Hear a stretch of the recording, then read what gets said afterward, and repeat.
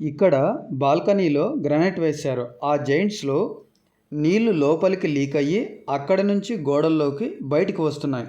ఇలా రాకూడదంటే మీ ఇంటిలో మీ అభిరుచికి తగ్గట్టు టైల్సా లేదా గ్రానైటా ఏదైనా వేయించుకోండి.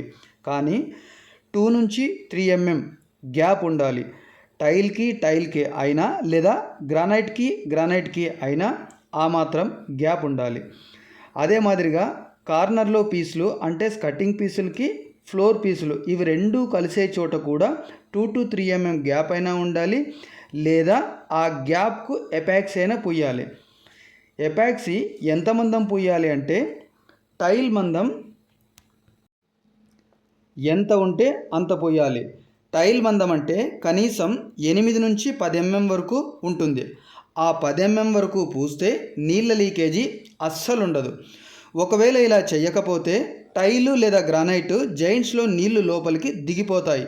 నీళ్ళ లీకేజీ గోడ లోపలికి స్లాబ్ లోపలికి దిగిన తర్వాత ఎంత కాస్ట్లీ పెయింట్ అయినా ఏ వాటర్ ప్రూఫింగ్ లిక్విడ్ అయినా ఆపలేదు. ఎందుకంటే నీళ్ళు లోపలికి దిగిన తర్వాత క్రాక్ మొదలవుతుంది. నీటి ప్రవాహం పెరిగితే క్రాక్ సైజు పెరిగిపోద్ది. అదే ఎయిర్ క్రాక్ కానే కాదు. ఇక్కడ ఒక ఎగ్జాంపుల్ సార్, వర్షాలు వరదలు వచ్చినప్పుడు నీటి ప్రవాహం పెరిగే కొద్దీ చెరువు కట్టలు ఆనకట్టలు పెద్ద పెద్ద ప్రాజెక్టులు కొట్టుకుపోతున్నాయి. అలాంటిది స్లాబ్ లోపలికి నీళ్లు దిగితే ఎక్కడో ఒక చోట గోడని చీల్చుకొని క్రాక్ రూపంలో బయటపడడం చాలా చిన్న విషయం. ఈ ప్రాజెక్టులు కొట్టుకుపోయిన చోట ప్రతి చోట మనం వార్తల్లో చూస్తూనే ఉన్నాం. జైంట్స్లో ఎపాక్సీ పూసిన తర్వాత అయినా ఫ్లోరింగ్కి వాటర్ ప్రూఫింగ్ పెయింట్ పూసిన తర్వాత అయినా అప్పుడు దాని మీద నీళ్లు పడినా లోపలికి దిగదు. నీళ్లు ఎక్కడ లీక్ అవుతాయి అంటే నిలబడడానికి, నుంచోడానికి, ప్రవహించడానికి ఎంత విశాలమైన స్థలం ఉంటే అన్ని చోట్లకి నీళ్లు ప్రవహిస్తాయి.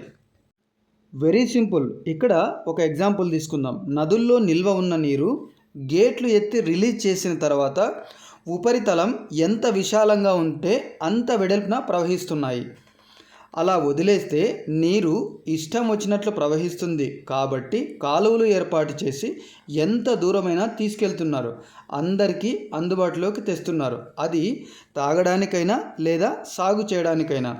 అక్కడ ప్రభుత్వాలకు ప్రణాళిక ఉంది కాబట్టే ప్రతి చోటకి నీరు అందించగలుగుతున్నారు, తీసుకెళ్ళగలుగుతున్నారు. అంటే మన స్లాబు, మన ఇల్లు మనం నడవడానికి ఉండడానికి ఎంతో విశాలంగా ఉంది కాబట్టే అప్పుడప్పుడు వచ్చిన వర్షం నీళ్ళు, మనం రోజు చల్లే నీళ్ళు కూడా స్లాబ్ లోపలికి నీళ్లు దిగితే ఎలా కుదిరితే అలా ప్రవహించి చివరిగా ఏదో ఒక గోడ నుంచి బయటకు వస్తున్నాయి.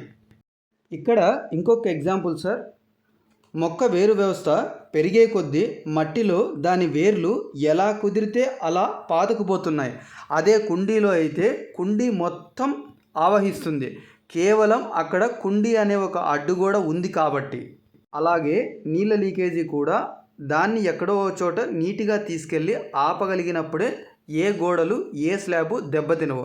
అలా ఇష్టం వచ్చినట్లు ప్రవహిస్తుంది కాబట్టి ఎక్కడ పడితే అక్కడ ఏ బిల్డింగ్ అయినా క్రాకులు రావడం సహజంగా మారింది.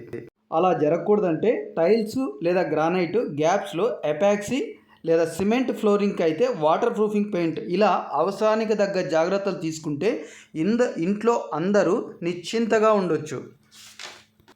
ఇలాంటి సమస్యలు ఏ ఇంటికి రాకూడదంటే సిమెంట్తో నిర్మాణం పూర్తయిన వెంటనే ప్రతి గోడకి ఎలాగైతే రంగు పూస్తున్నారో అలాగే ప్రతి ఫ్లోర్కి వాటర్ ప్రూఫింగ్ పెయింట్ వేయాలి. అదే టైల్స్ ఉన్న చోటైతే గ్యాప్స్లో ఎపాక్సీ పోయాలి. అందరికీ చిన్న విజ్ఞప్తి ఏంటంటే గోడలు, స్లాబు ఇలా ఏదైనా చెమ్మ తీసుకొని దాని తాలూకు గుర్తులు ఉంటే దాన్ని గోకి డ్యామ్ ప్రూఫ్ అని, వాటర్ ప్రూఫ్ అని ఇలా ఏదో ఒకటి వేయమని చెప్తున్నారు. దానికంటే ముందుగా నీళ్ళ లీకేజీ ఎక్కడి నుంచి వస్తుంది, ఎలా వస్తుంది అనేది గుర్తించి దాన్ని ఆపిన తర్వాత మీరు అనుకుంటున్న ఏ పనైనా సరే చేయండి. అలా చేయగలిగితే నీళ్ళ లీకేజీ ఆపిన తర్వాత ఏ పని చేసినా అది పర్మనెంట్ సొల్యూషన్ అవుతుంది, శాశ్వత పరిష్కారం అవుతుంది. తరువాత ఎలాంటి ఖర్చు కూడా చేయాల్సిన అవసరం భవిష్యత్తులో ఎప్పుడు రాదు.